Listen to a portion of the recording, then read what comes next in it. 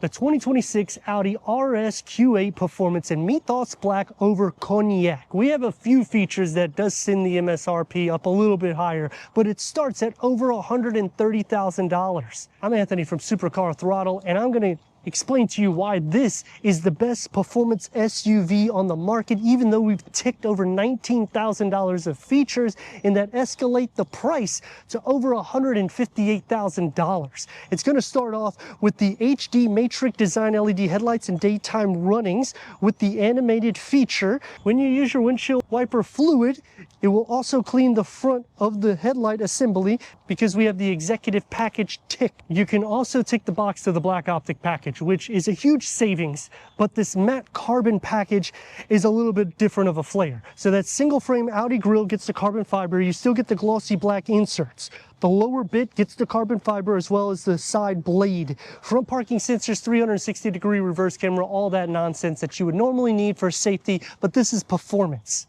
The clearance is going to adjust from 8.2 inches or 207 millimeters all the way down in dynamic mode to 6.6 inches or 168 millimeters. And you want this to help with the aerodynamics because what's housed underneath the hood? 4.0 liter TFSI V8 bi-turbo producing 631 horsepower.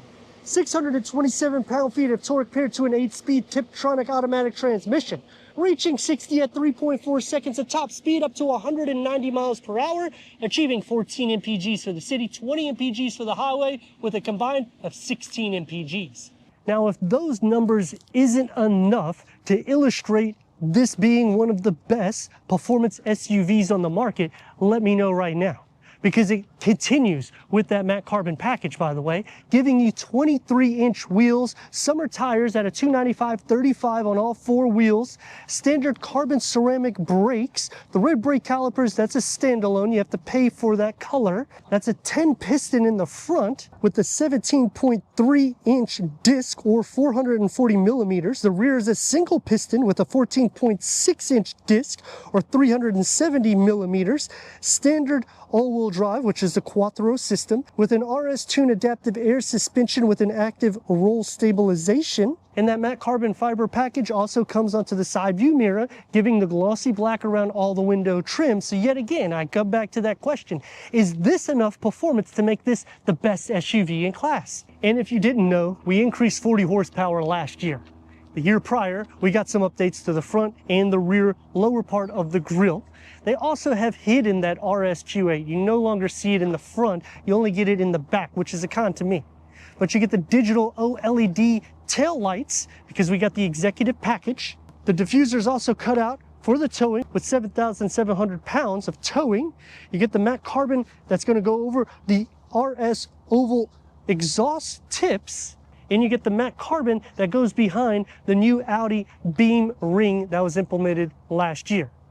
So when we're putting all of this in perspective and we're looking at that $150-ish thousand price that we're showcasing, the reason why this is the best performance SUV in class is because this goes a step further because it's basically a Lamborghini Urus engine. It's basically a Bentley Bentayga engine.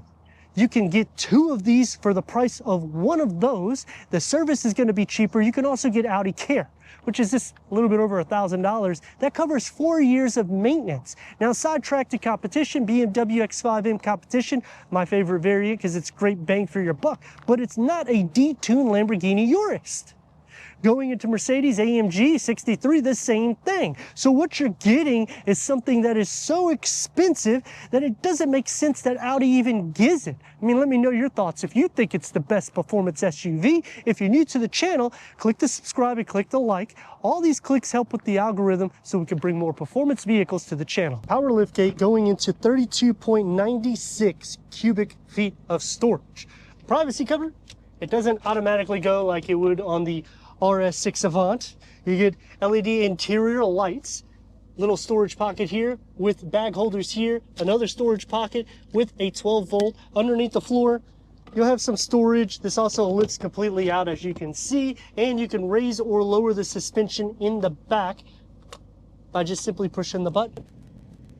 And that will be the entrance now with the suspension lowered, with a front to back at 42 inches, side to side at 40 inches. But unfortunately, to lower the seats at a 60-40 split or a 40-20-40 split, you have to go into the back in order to do so to get the max 60 cubic feet of storage. Pull the lever, you'll hear the click.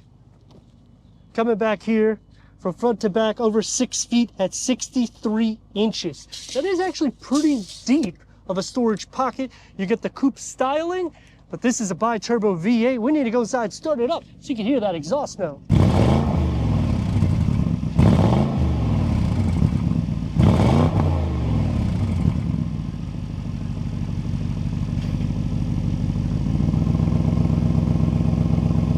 With 631 horsepower, what can you do? Well, you can change the driving mode so that way you can actually enjoy it. 627 pound-feet of torque, what's that gonna do? It's gonna pin me in my seat whenever I give it full throttle. Sound deadening is so quiet. We have it in RS2, I can't even hear the exhaust and I'm at 2.5 RPM. Getting up on the interstate, obviously not going to be a problem. 23-inch wheels, is that going to be something that changes the suspension layout a little bit?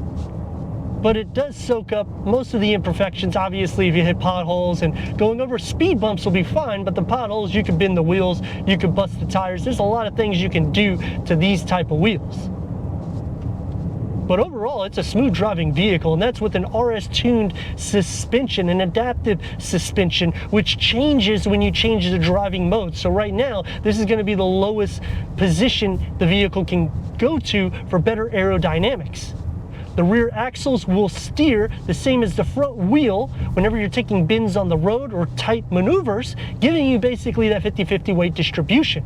And when you're in a parking lot, it will go the opposite direction to make it easier for parking. This is not really that long of a vehicle, but I appreciate they have it. The curb weight's over 5,000 pounds. You have a 48-volt mild hybrid system that goes in between the two turbos also.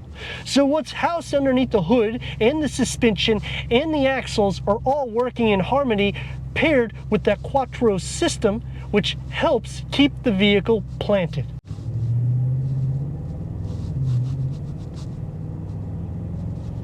Now, one thing to take in note is when you are driving it in more of a dynamic mode, it's going to feel a lot more agile. It's going to feel twitch throughout. You don't feel that so much like a pulse in the steering wheel, so I appreciate that.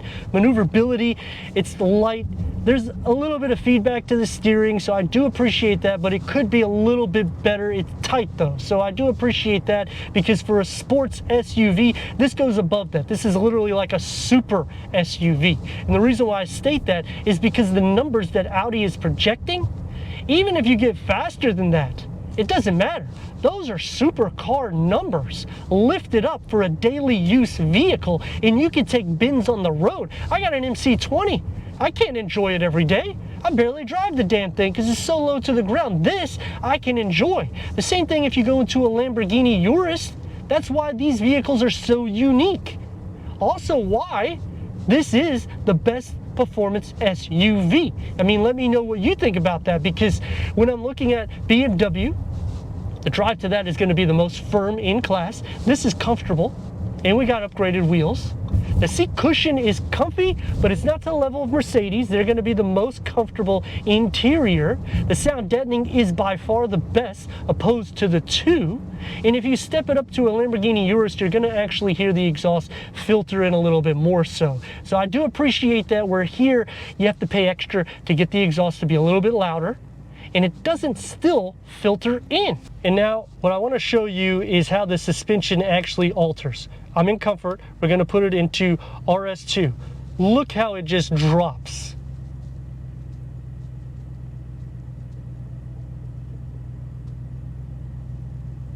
You think it's done?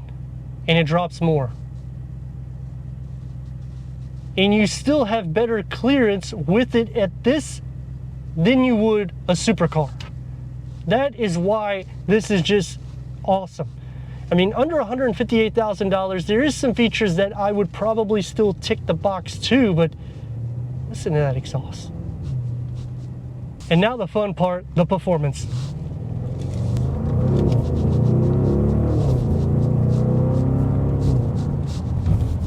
And the brakes. And now I'm driving like I should, the speed limit, which is a con because I can't enjoy what's underneath the hood of the vehicle. And if I go in traffic, I can't enjoy the horsepower and torque that's in the vehicle, which is why they have a comfort mode. Literally everyday driving vehicle, high performance vehicle, so you can take it on the track, you can drive this daily, you could use this as a weekend. If you were at Lamborghini Urus money, buy 2 of these. I mean, I don't know what else to say, but this is the best in class. I mean, let me know your thoughts in the comments, and if you're new to the channel, consider subscribing. Check out this next video right here, and I'd like to thank our friends here at Audi Clearwater.